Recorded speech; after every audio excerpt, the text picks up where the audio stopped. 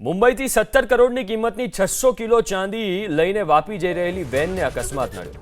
Mumbai Ahmedabad national highway પર પાલઘરના ચારોટી નાકા પાસે અકસ્માત થતા બેના મોત થયા। કરોડો રૂપિયાની ચાંદીની પાટ ખુલ્લી થઈ જતા મોટી સંખ્યામાં લોકો એકત્ર થઈ ગયા। અકસ્માતગ્રસ્ત વેનમાં ચાંદીની પાટો હોવાનું જાણવા મળતા જ પોલીસની ટીમ પણ સ્થળ પર પહોંચી ગઈ અને ચુસ્ત પોલીસ બંદોબસ્ત ગોઠવી દેવાયો।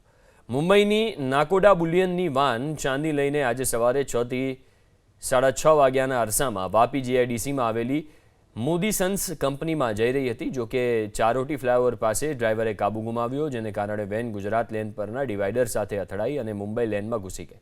અકસ્માત એટલો ભયંકર હતો કે વેનના ચાલક તથા સિક્યોરિટી ગાર્ડનું ઘટના સ્થળે જ મોત થઈ ગયું।